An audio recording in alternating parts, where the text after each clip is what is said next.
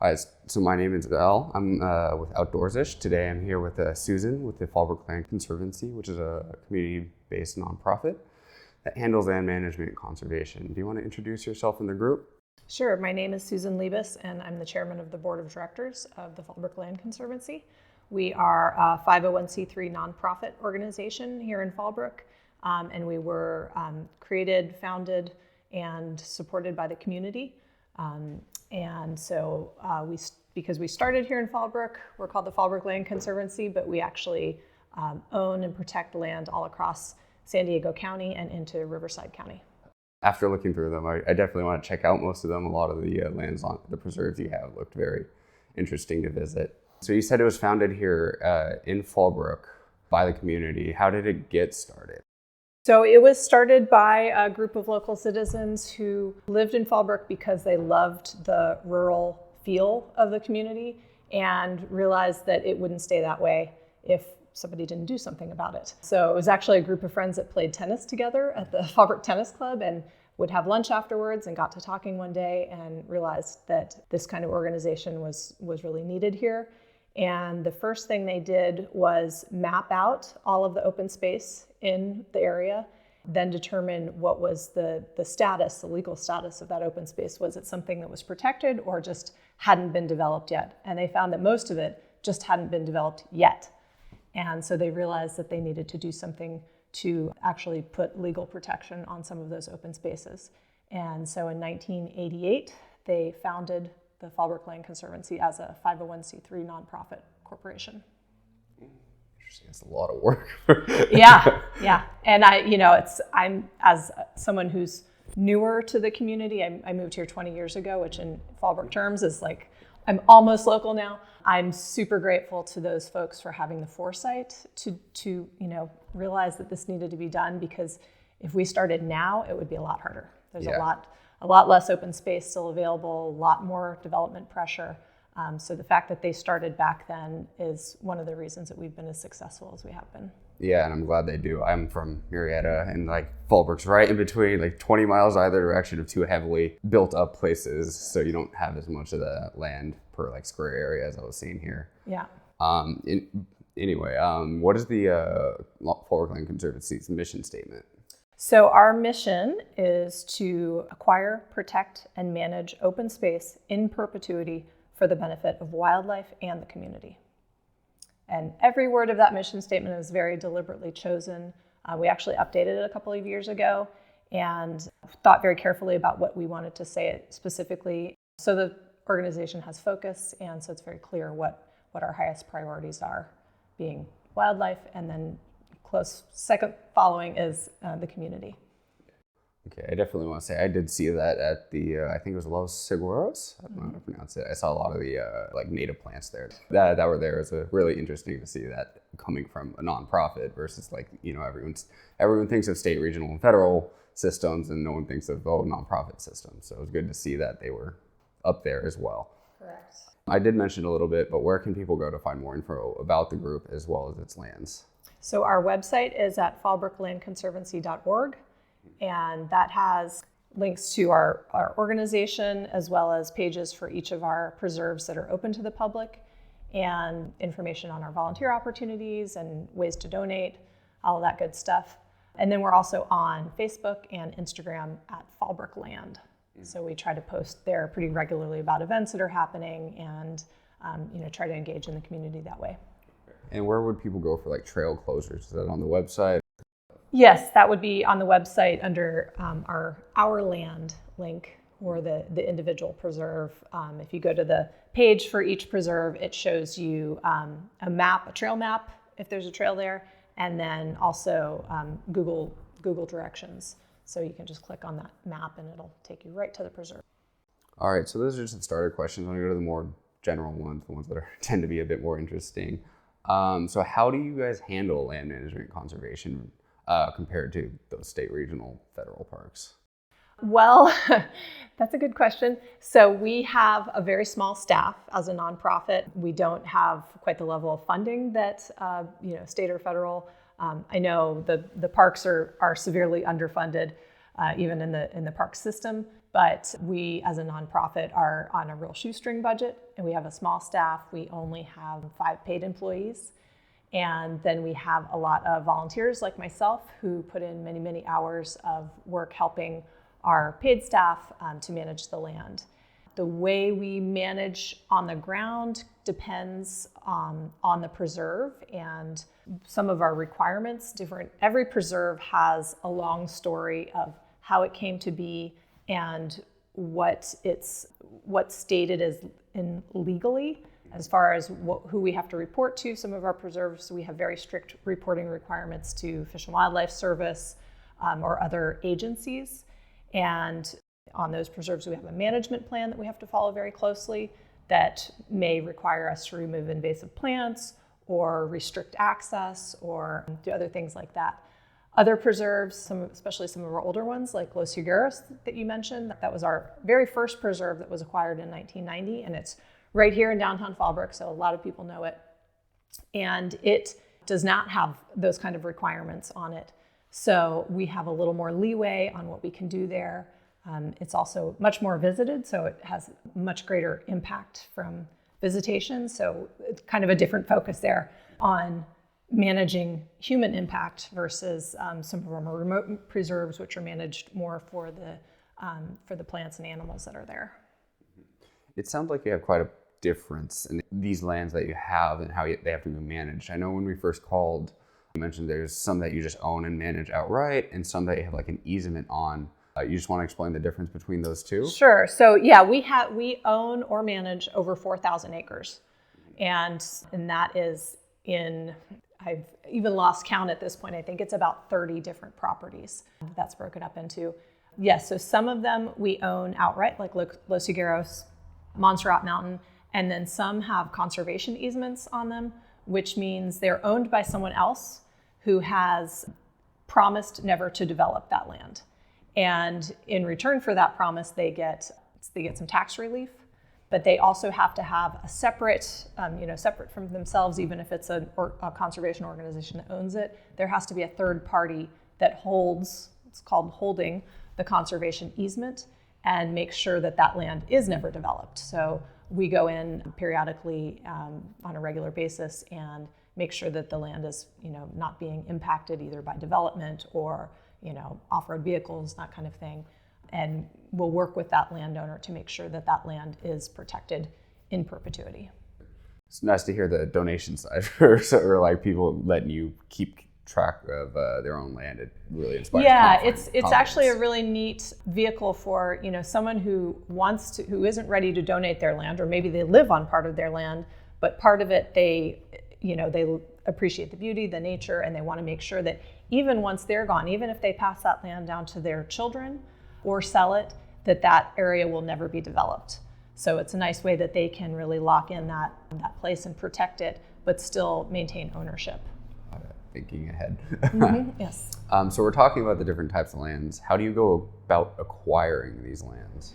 Well, like I said, every property has a whole history and a whole story, and it usually takes many years to go from finding a piece of land and turning it into a preserve. And there's several different ways that it happens. We are always looking for willing sellers. We are always looking for properties that have high habitat value. So they're either riparian areas or coastal sage scrub, which is one of our more endangered habitats in Southern California. And we also look for properties that are either contiguous to an existing preserve, like they border an existing preserve, or could provide connectivity between multiple preserves, or even between our preserves and state park or federal land. And so we sort of have a map and we have an idea in mind of where we would like to have properties. Then we have an acquisitions committee. Actually, one of our founders of the Land Conservancy, Wallace Tucker, is still actively involved as our acquisitions chair. And so he's always on the lookout for properties that are for sale, or properties that, like I said, are in those areas that are a real high interest to us, and finding out who owns the properties, would they consider selling. And then we have to figure out the funding piece of it, which is another huge piece of the puzzle.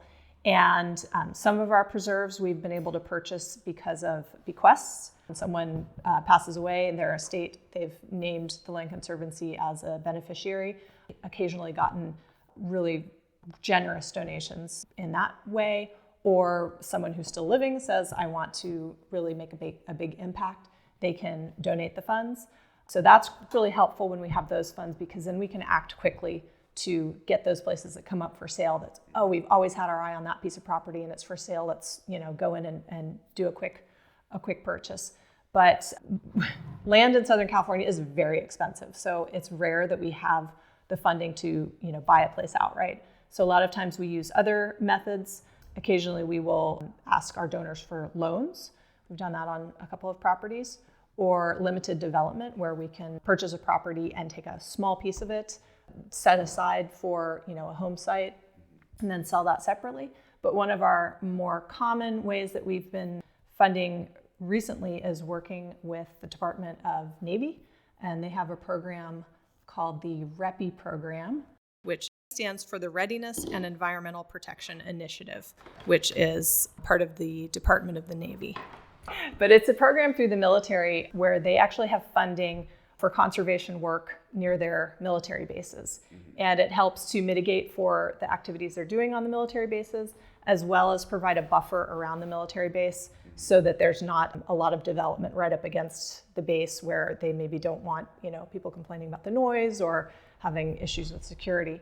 So we have worked with them a lot recently on some of our newer preserves, and there are very specific things that they look for in a property, habitat types that are necessary for endangered species that they're mitigating for. And so we have to figure out with them where are they looking and how does that overlap with where we are looking for properties. And when we can find places that overlap properly, they will sometimes fund not only the purchase of a property, but an endowment to manage a property, which is another super important part of the puzzle.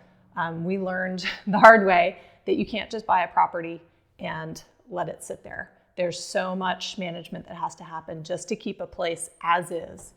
And it costs a lot of money to have staff, to have work done. And so nowadays we do not accept, even as donations, we do not accept any new properties without an endowment to go along with it, to make sure that we are prepared to manage that property forever and to be responsible stewards. Yeah, and I do want to say I've been on all sorts of trails all over the place. You can definitely tell when a park preserve doesn't have the funding it needs to manage it. There's trash there. I tried to pick that up, but at least where I went, I didn't notice any, which was a good sign to me. At least at Los Higueras, very well managed, and it really stood out as one of the better short hikes I've been on. Thank you. And you did mention some methods of acquiring funds. As you said, land is very expensive. What are your other fundraising methods? So we depend on membership, and we have about 300 members from around the community, and that give at different levels. We have several fundraisers throughout the year. We have a formal farm-to-table dinner coming up in June. And then in October, we have what we call Stagecoach Sunday, which is a super fun event that's open to the whole community. It's a free event here at the Palomares house where we have a live band and barbecue, and we have animal exhibitors. So people, especially the kids, love meeting some of our local native wildlife, snakes and spiders and possums and all sorts of cool critters. And the highlight of the whole thing is we have an antique stagecoach, horse-drawn stagecoach, that comes in here and gives people rides down to Riders Field and back. And so that's our huge fundraiser of the year. And it's a great open house. It sort of reminds people that we're here, and a lot of our members renew their membership at that event. And so it's a good time for us to connect with our supporters. As I mentioned, bequests, estate planning is something that we try to work with folks on so that they can really leave a legacy and know that whatever they're leaving behind is going to be put towards something that's going to last forever, literally.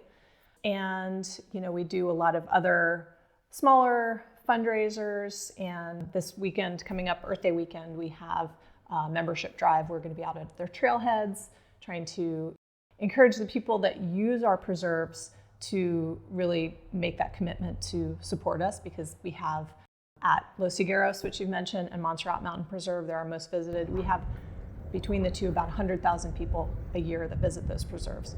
Like I said, we do not have 100,000 members, so we are trying to make that connection with people that if you use our properties, they're free to you to use, but they're not free to create. And so we really need the community support in keeping these places nice and also adding to them, because I know we all want more places to go hiking. We really saw during COVID how important our properties were to the community. It was fortunate we had just put in some devices at our trails that count the number of people that pass by. We'd done that just at sort of in the middle of 2019. So we had some good baseline data, and seeing the jump in usage that first week that everything was shut down in March of 2020, when all the gyms and all the schools and everything were shut down, we had literally overnight twice as many people using our trails as had been. And so, and we've heard many stories from people about, the health benefits they've achieved from getting out and hiking, the mental health benefits. We see families out on the trail all the time, and we love that. We love that people are using our preserves and benefiting from them. And we're just hoping that they will, return the favor by supporting us and helping us do our work. I imagine a lot of people do, at least all my friends and I do. That might be a selective sample. As you've mentioned several times, you're a nonprofit. Mm-hmm. How does that affect the land management conservation aspect of these preserves and lands that you own? Well, it means we have more flexibility, I think, in some ways than a government entity. We don't have a huge bureaucracy when we make decisions. It's, we have a meeting between myself and our executive director and maybe a committee chair. So we can make decisions more quickly, but having a smaller staff means we're limited. If someone from the community has a complaint about litter at Los Higueros or something, it might, or right now the weeds, all of this rain has been great, but the weeds are out of control, and we have people saying, the trail at such and such preserve is overgrown. It's going to take us a while to get out there and manage it, and we need the community to kind of understand and be patient with us, because we work really hard. Our staff works so hard, but 4,000 acres is a lot to take care of for just a few people. Yeah. And things, sometimes don't always get done right away. Also, as a nonprofit, we don't, as I mentioned before, we don't have the funding that a state or federal agency has. We rely on those memberships and donations. We do write grants to some of the local foundations, and occasionally we'll be able to get funding for that from those. But it's really hard to find funding for operating expenses, just for ongoing costs. A lot of those foundations, they like to fund new programs or new things, but they don't want to pay for our preserve manager to go out and weed whack. That's not a very sexy thing to fund.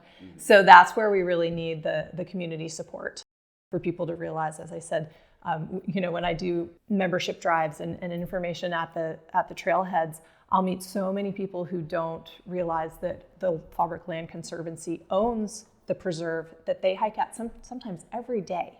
People that walk their dog at Los Higueros or hike at Monserate literally every day or once a week do not realize that it is owned by a nonprofit. They think it's owned by the quote-unquote city. We're not even in a city here in Fallbrook. We're in part of the county, but it's not county maintained. It's not county owned.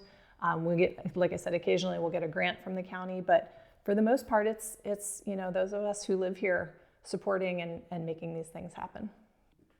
That was an excellent answer. I definitely didn't expect something so in depth.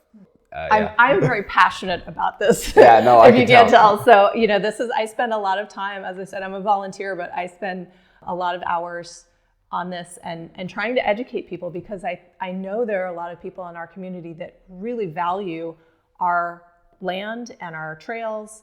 And, we're trying to get people engaged and helping us with this mission, because we can do great things, but it takes people helping. It takes hours. Yeah. And that's actually a perfect segue. So online, I saw there's a lot of volunteer events. You were mentioning a lot of volunteer things. When there's one that they help maintain the trails.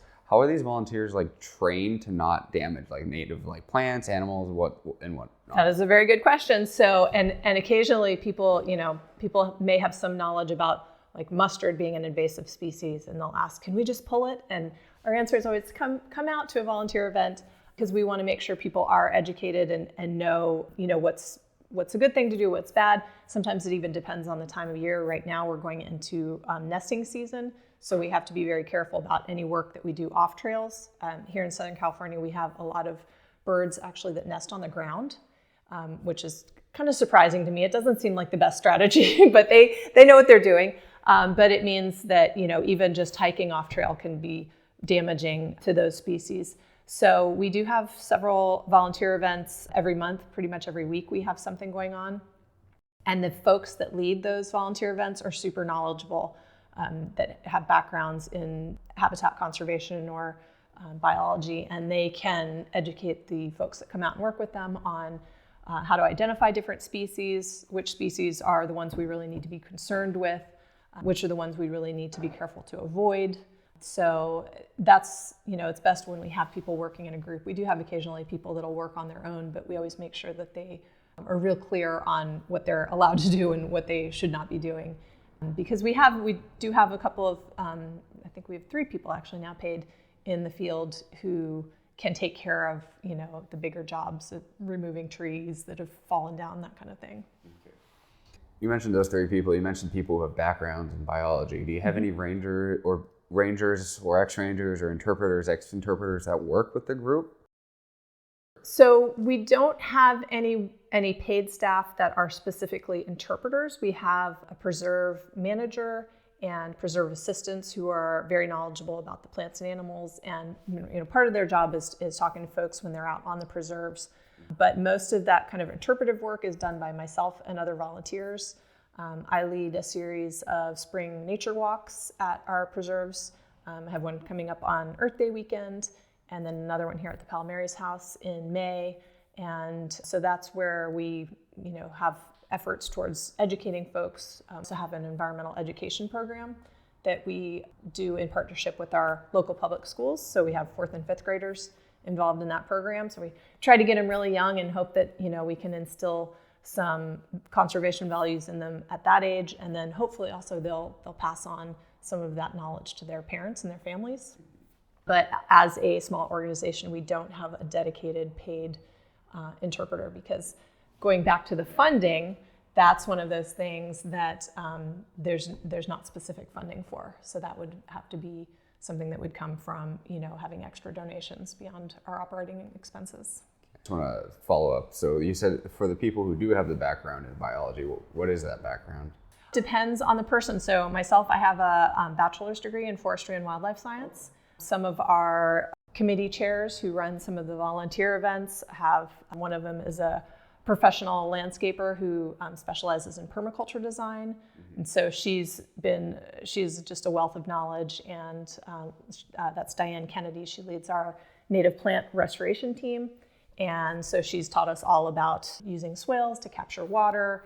And her daughter, Miranda Kennedy, also helps with the team. And I don't know exactly what her degree is, but she has a degree in natural resources.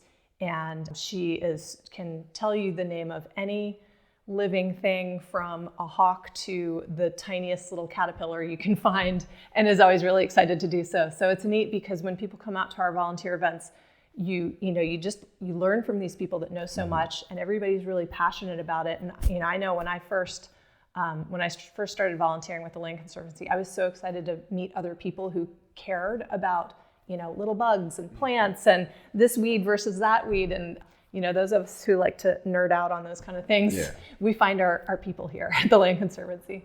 Good to hear, though. So you have all these people who know this biology background. What are the rare or interesting species that you have here that they help manage? Yeah, so one of the species that we have done a lot of work towards, as far as acquiring our properties as well as managing our properties, is the California gnatcatcher. And they are a super cute little tiny brown bird that lives in the chaparral, and their range is very narrow. It's just from Southern California to northern Baja. They're a subspecies of the blue-gray gnatcatcher, and they are an endangered species, and that's one of the species that the Department of the Navy's REPI program focuses on finding habitat for. And because we work with them so closely, that's also one of our focuses. And so several of our properties are nesting. We do surveys every year to find out where those birds are nesting, and we have several properties where we have confirmed nests on the properties. And then as we're doing habitat restoration, we will plant the plants that those birds like in particular, and try to make sure that as we're replacing invasive species with native species, we're putting in the plants that will help those gnatcatchers be more successful in their nesting and hopefully have more cute little baby gnatcatchers. So most of your lands are preserves, and preserves always have their own special expectations on trail. Obviously, always stay on trail. Anytime expectations come up, that's the most important one. But are there any expectations on these trails that are different than the state, federal, and regional ones? I think they're going to be pretty similar. We've worked hard the last few years getting kiosks with real consistent information up at all of our preserves, but you're going to find the same general rules as a public land, which is, as you said, stay on the trail, clean up after yourself, don't leave any trash or any dog poop behind. Most of our preserves are not appropriate for mountain biking, unfortunately. We would love to have, a big mountain bike park. And if any donors out there want to help us do that, we would love to do that. But most of our trails are not appropriate for that. One thing that I've noticed a big increase on lately that we're trying to educate people about is the use of portable speakers. I know a lot of people when they're hiking, they want to have their tunes blasting, especially when they're doing, Monserate Mountain, one of our more challenging hikes. And I get that, but they really need to be using earbuds. Those portable speakers can be, distracting for other folks, and also because that is California gnatcatcher habitat.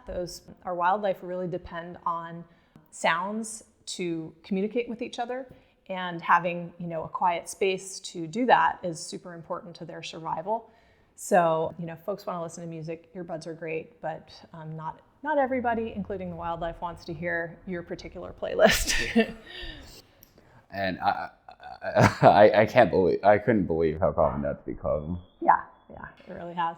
I think part of it is, as I mentioned, that there was such an increase during COVID of people who normally would have been in a gym or maybe playing soccer with their kids' soccer team, came out on the trails. And I think a lot of those folks don't really have the background of, outdoor ethics that some of us do. And so it's just a matter of education. And, I'm sure people don't mean to be disruptive. They just don't know how important it is. So, that's part of my personal mission here, is just to educate people on how we can enjoy our preserves in a way that doesn't disturb them.